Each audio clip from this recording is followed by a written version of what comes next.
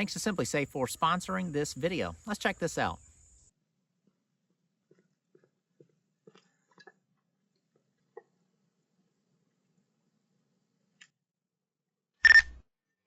You're being monitored and recorded by Simply Safe. How may I help you? You're being monitored and recorded by Simply Safe. How may I help you? I'd say that looked pretty personal, walking straight up to a house and setting it on fire. You know, when you think security systems, you're thinking doors and windows, not arson. This shows you that Simply Safe is able to cover you in a whole host of ways. In this particular case, Simply Safe was able to help alert that family as soon as possible that their house was on fire. The guy turned and ran, stopping anything further from happening, and they also have video evidence of who did the crime. I've been trusting Simply Safe for years, and it all started with a 30-minute install. There's no wires, and all the sensors stick directly to the walls. Every house is different, so the security system is going to vary as well. Go to Simply Safe's website to see all the available sensors and features they offer. Simply Safe gives you that extra layer of protection that gives you peace of mind that your family and assets are protected. The Simply Safe website is set up perfectly to aid you in customizing a system to fit your home, and you can save 50% by going to simplysafe.com/homemade. There's no safe like Simply Safe.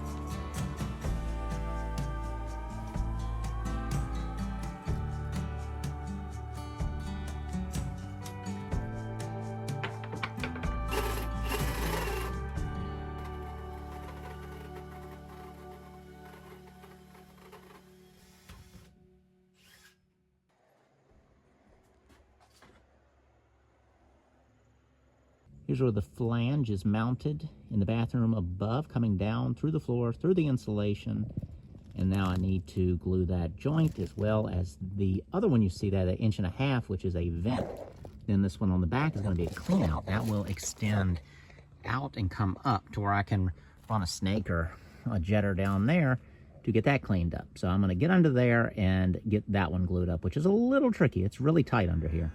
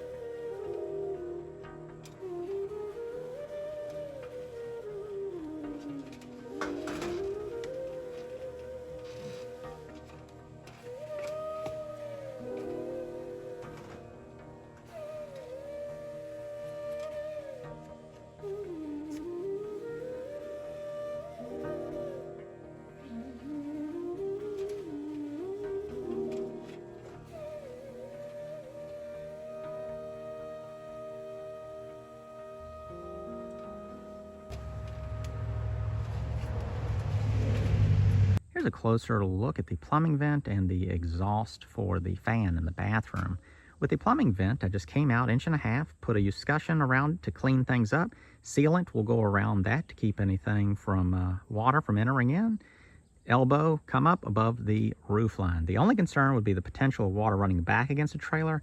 I'll put sealant all around there to keep that from happening. And one simple thing I thought of, any water runs down, it just needs a point to drip.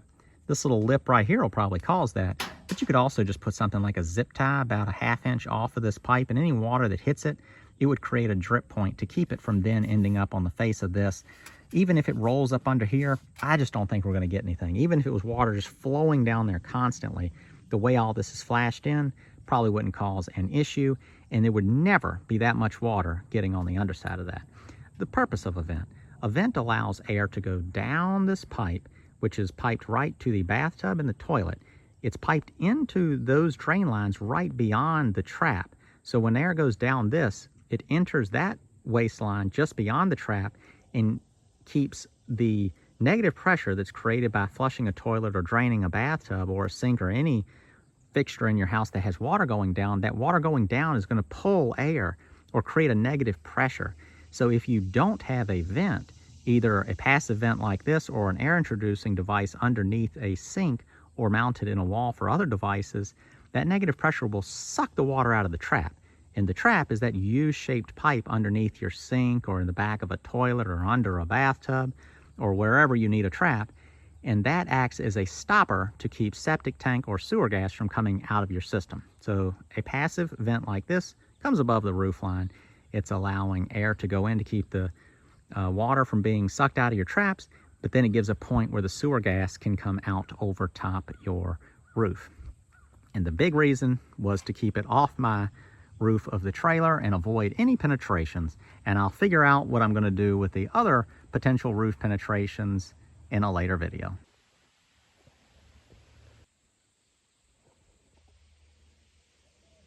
I'm just getting here for the day, and I'll be working on this breaker panel, doing some of the rough in, identifying what some of these circuits are that are mislabeled on the box or not labeled at all.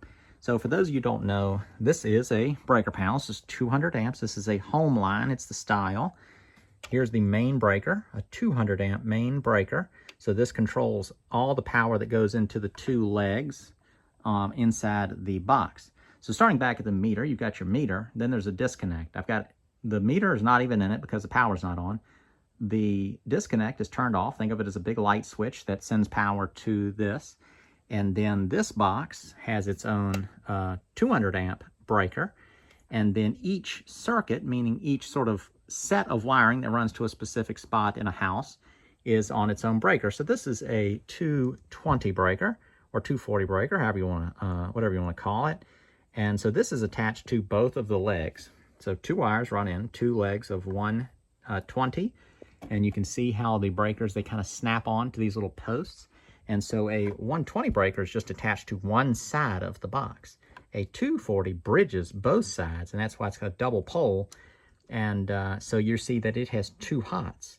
So it's got, because it's connected to both sides of the hots, whereas the single breakers, the 120 breakers, only are connected to one hot wire, and then a white neutral, and then a ground.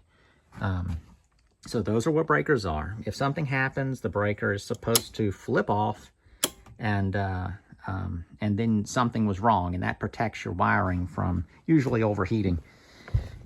This is the cover that goes over the box. So all the breakers will be here, and you can see beside each breaker there is a number. That number corresponds to this labeling sticker over here. And you can see that where pretty much this box is full up to here, but there's a lot of things that are not labeled, or the labeling is so faded you can't even read it. Things are labeled such as this, TV. What TV? Where was the TV plugged in? I have no idea what that is, but number 15 is the TV circuit. Other things say outlets at rooms. Which rooms? Probably bedrooms.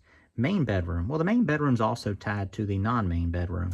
The porch lights and smoke alarm right here, that's accurate, but there's also other things on that that you wouldn't expect, seeing what this says. So I'm trying to figure out what is all that, and I'm doing it without power in the house. How I'm doing it? is using this tool right here.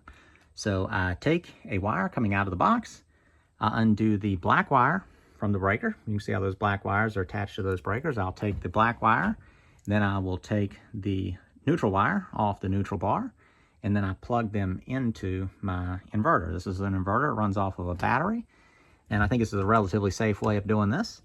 So I plug them into here, turn it on, then I take a roll of tape with me. You can see this is blue painter's tape. I walk around the trailer, I flip light switches, or I check the receptacles with my little sniffer thing. So you just plug it into one of the holes on a receptacle and it will sense that there's current running through it. And I always check this wire right here too to make sure I'm getting power into that. So an example of that would be right here in the hallway. I would say, okay, that one said porch lights and smoke alarms. The spot where I pulled it off according to the door, so that's the first place I'll go to. And I will stick it on this wire here. If it doesn't beep, I'll check inside the box. I'll confirm, because it could be some sort of wiring issue with the nuts. I'll come over to this light. If that lights up on the ceiling, I'll stick it in there. If it doesn't turn on, I come over here, stick it inside the box with the covers removed, see if there's power in here, flip these on, check it, and you can stick it up in there. If there's a light bulb in it and you flip it on, turns on, that helps you know that. But I had come out here and checked this one out here, and the light bulb wouldn't turn in, but the light bulb's bad. So I can check the switch itself. The switch will beep, and then unscrew the light bulb, stick the sniffer up in there with the light turned on, and then if it beeps, I'll flip the thing off, flip the switch off, and if I can switch it on and off here, and it's beeping on and off out here, that means that the wiring between the two is functioning. In the kitchen, I will do things like, it would be very easy to assume that this is on the same circuit because it's in the same box, but in this case, it's not. This is on a separate circuit that runs the fan in the kitchen, an exhaust fan, and then this one is on its own receptacle, which makes sense because that would be two sort of potentially high draw things. You could have a blender or something going, or a toaster going on your countertop, and then if you switched that fan on, that fan would kick on at the same time, and that could be a lot for one circuit. So it's nice that things in kitchens are separated. Just while we're in here, I'll show you this. This is where a wire was run under the trailer, comes up here into this box, and then goes through the wall in the back of the box, and then they put a wire that connects this box to this box. This is all going to get corrected, but this also isn't something that's as dangerous as it looks. This alone isn't going to burn anything down. It's the same as having an extension cord run somewhere in your house. But yeah, this was just an easy solution somebody did in the past that kept them from having to open the wall up and do it. So there's a lot of things I'll be correcting like that. Well, not a lot, but a few. Little changes people have made. So I'm not going to trust that the wiring is okay in here. I'm going to check it and confirm it. And again, my system is one wire at a time. Check everything in the trailer, exhaust all options, and then write everything out on a piece of tape. I even had wires that were coming in here that were not connected to anything, wires that are just hanging out the underside of the trailer. Let's go out there and we'll take a look at those real quick. You can see all these various wires. This big gray wire here ran over to where the shed was, attached to that little lean-to. This wire right here is the one that runs over and connects to that one in the kitchen that they had all on the surface. That wire there was up in the box, and it runs under the trailer, and then it just goes into the ground mysteriously, but it wasn't actually attached to anything in the box. So everything that's not attached to something is getting removed. This wire right here, that lighter colored wire, runs into the ground, but I have no idea where it goes because the wire that's inside that black jacket right there is the wire that runs back to the well. So it's probably an old well wire that was replaced, but you never know. But I'm not going to let a random wire running underground be on anymore. So it'll just get cut off. So all the extra stuff gets removed, and then all of the messy stuff will be tightened up. A quick word of encouragement for those that are intimidated or overwhelmed by something like this, and I totally get it. A whole ratty trailer full of wires that could burn down and it's all your fault, but it's really not that complicated. It's just residential wiring. It's not, it's not really sensitive. and it's really relatively simple. You can think of each circuit. So this is a wire that runs to a certain place in the trailer, and other wires will branch off of that. So think of it as an extension cord that runs through the trailer, and it has multiple places you can plug into it on the end of the extension cord. So this wire right here could leave this box and go down to this plug. That plug there, that receptacle, is the same as the end of an extension cord. And then this end is just plugging into the power, so it's not that complicated. The black goes on the breaker. The neutral goes on the neutral bar. You don't even have to know what the neutral bar is. It's just the white wire goes where all the other white wires go. 220 works a little different. But all these answers are online. Everything. The electrician just knows a lot of the stuff. And even then, they don't know all of it. They have to reference things. But most standard residential stuff is very simple. It seems complex, but it's just a series of a bunch of small little steps and tasks to figure all this out. You're taking it wire by wire, so it's not complicated. This gets plugged into this. Walk around trailer, label wire. What size wire is this? It's a number 12. That means it goes into a 20 amp breaker. Done. So that is labeled, and you move on. Each time you get one labeled, it's making the rest of it less of a mystery. Eventually, it's all going to be labeled. And then from there, you might have to do some Googling and figure out what size circuits you need. For example, there was a 12 gauge wire that ran over to the water heater. 12 gauge wires are too small for the water heater that's going in here. That got pulled. That also means the breaker is going to get pulled. All that information is not hard to access either. This is a furnace. It's not going to be used, but this tells you everything you need to know right there on the furnace. It tells you how many amps it pulls. It tells you what size breaker you're going to need. That will dictate what size wire you need. You live in the age of the internet. You live in the age of the AI internet that looks on all the websites for you, cross-referencing stuff, and pretty much comes back with the right answer every time when I'm looking up stuff that I know the answer to just to test it. So that's that. Simple steps will demystify and decomplicate and de-overwhelm you.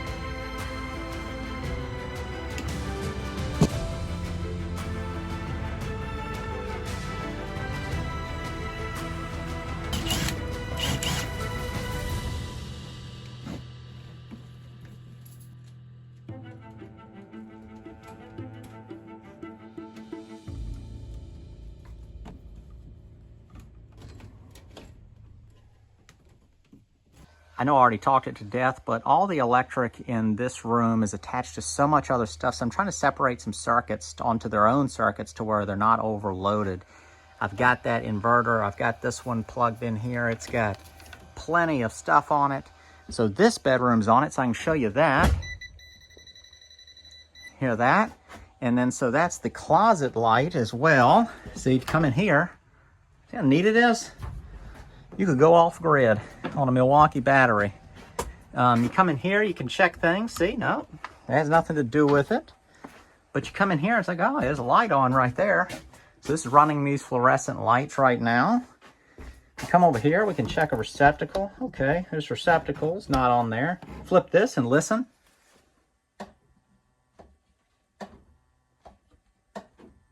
You can hear that little drone coming from that fan there. That's an exhaust fan. And if we come over to this switch,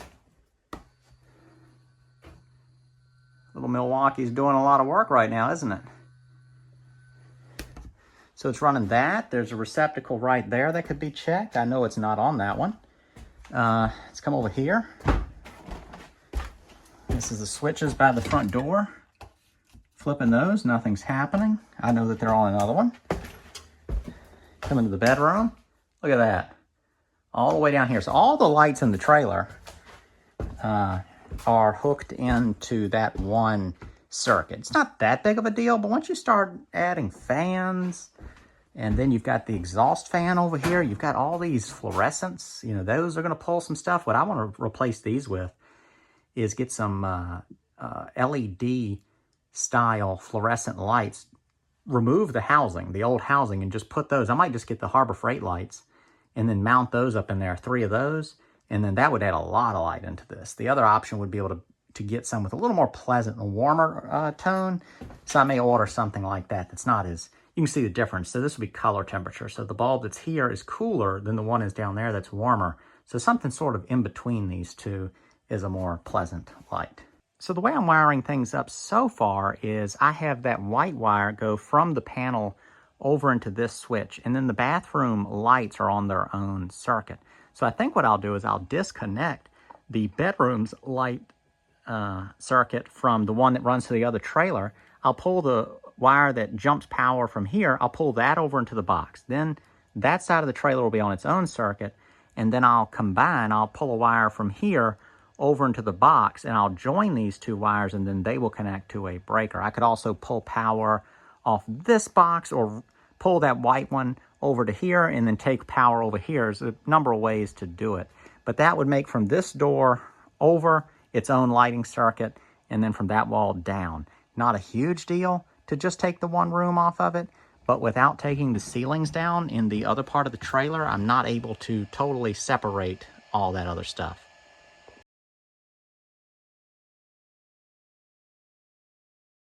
I know I've talked a lot in this video, so I apologize, but I've come up with another explanation I think would be helpful to people doing electrical in renovations, and that is when a wire is somewhere you can't get to it. Now, this one's not a hard one, but it does show the process regardless. If things are stapled, it gets a little trickier. Sometimes you just have to pull drywall or paneling or whatever it is you're working on to gain access. But in this case, what's going on is the light in the center of this room. So the work box is gone. I've pulled all the wires down right now, kind of reorienting everything. But power came from the box to this light. Then a wire ran over to the switch. So then that allowed you to turn on and off the fan that was in here. But then power also jumped off this box to the switch in the hallway that runs the porch and the hall light.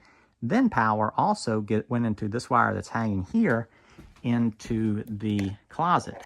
I just assumed it was just powering just this closet, and that the rest of the trailer that's on the same circuit was pulling power from, from the wire that comes over here. I got tricked, and I should have noticed it now, because this wire goes up into the ceiling there. Then a separate wire comes down to the switch. And the reason is because this work box that this light is mounted to is acting as a junction box for the wire that goes through the trailer. If it was just powering this light, this wire would have probably just run right into the switch and then a wire out the switch to the light.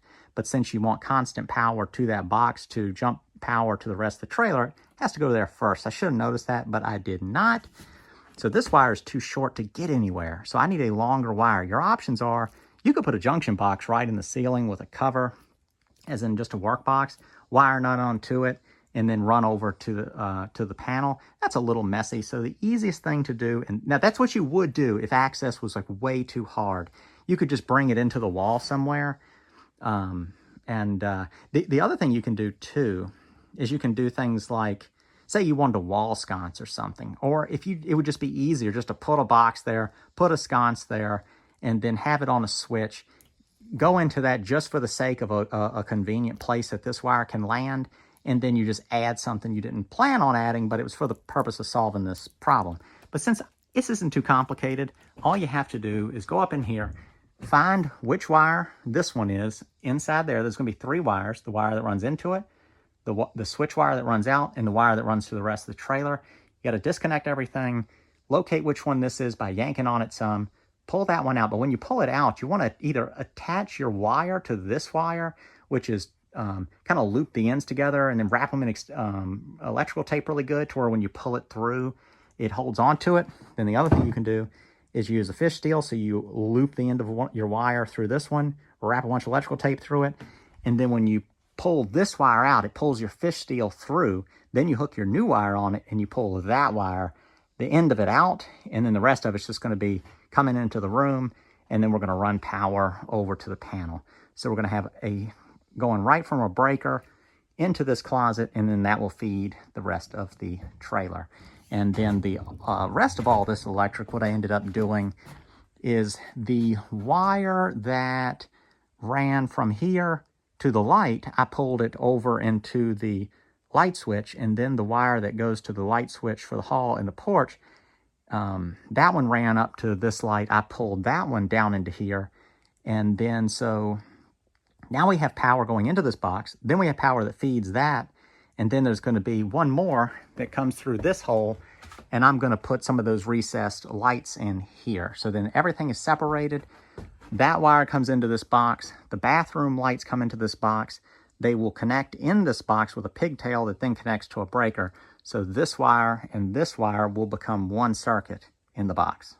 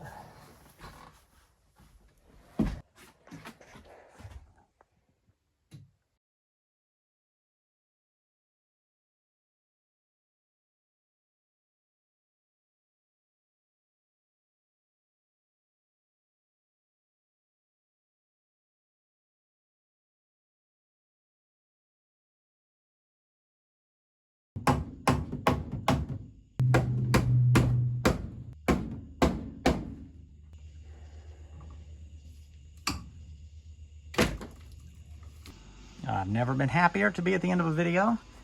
Getting all this roughed in was a lot of work. Really was. I'm not going to say it's physically demanding.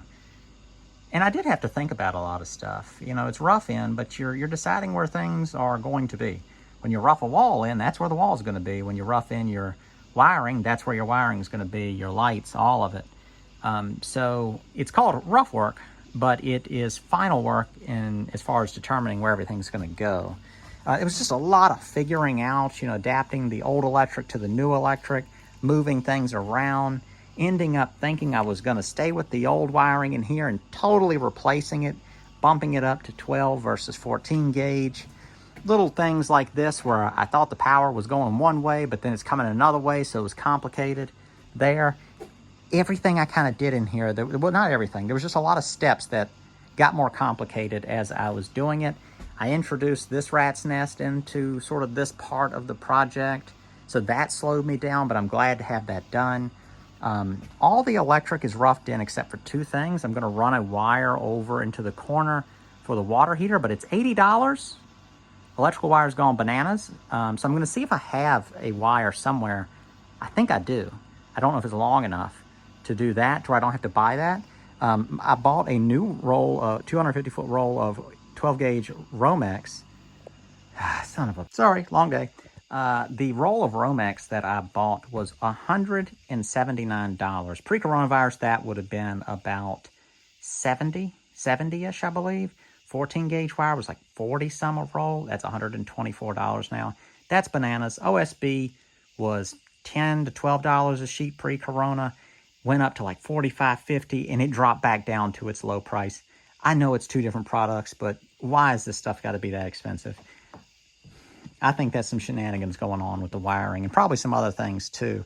But that's ridiculous. I mean, that really makes a difference in the cost of doing some stuff. 250 feet sounds like a long ways, but you eat through this stuff. You can get bigger rolls and save money, but hey, that's a big roll, heavy roll. This stuff, at least it's convenient. So there was that wire I said I need to get roughed in. Then where the vanity's gonna go here, and then there's gonna be a light above the vanity. I need to make my final decision on the placement of the actual sink base, the vanity, and then that'll determine where that workbox goes. But all that is nailing a box on and bringing power up to it. The bathtub, I have not finished this, the drain work here, but this is roughed in through the floor and it's roughed in where it attaches to the rest of it. But I may end up leveling the tub, and that would throw off the placement of my drain. So that will be sort of part of more finishing the bathroom section of the videos. In here, let me aim my light up. You can see all my LED lights. Let me go wide. It's going to be 4 on a square and then 1 above the tub. I don't know if I said it already, but in here, there's 4 lights too. So each spot you see those little twists of wire. So, and then it runs out to here, runs around. I'm going to drop the one in the middle. That's not going to be there anymore. You know, things got complicated. Slowed this video down. But a lot of decisions were made. I wanted to have the floor vacuumed for y'all for the end of this video, but it's late, it's 10. I'm either going to post this video tomorrow or the following week. I got a lot of stuff going on right now. It's demanding of my time. Not sure I'll be able to stay on the 1 video per week schedule at this point. I'm all caught up, and I think that to do the video, I mean, there's no time for hiccups in there. There's really no time for doing anything other than working on the house if I do videos the same style. So one option is I could change how I do my videos. I could shorten them, or I could just be more detailed with them, meaning if I'm doing some plumbing, make the video really just about plumbing and talk about the plumbing and show how to do it. If it's about framing, show the framing. If it's about electrical, do more electrical.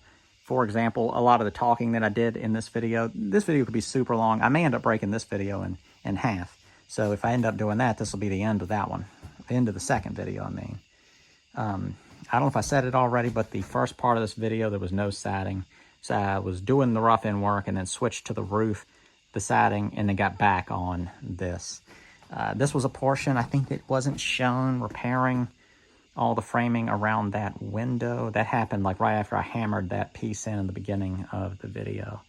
But you know, everything's looking good. I'm real glad that I went ahead and separated the bedroom and the master bedroom bathroom into their own circuit, separate from the trailer. The only thing left to do to have the rest of it hooked back up is just to finish that wiring back in that box back to how it was with the new wire. And then I'm just hoping that the rest of the wiring in the trailer is sound and not too complicated. I think that's it. I don't want to talk anymore. I've talked enough. Too tired. It's dusty in here. Check the links in the description below. We got Patreon if you want to be a monthly contributor there. One-time donations through PayPal if you're interested and want to do a one-time deal. But the biggest thing is my book through Amazon or directly off my website as a PDF. Cheap Houses, How I Find and Buy Inexpensive Real Estate. So places just like this, places like $9,000 house, $12,000 house, $15,000 house, and all the rest of them that I've bought.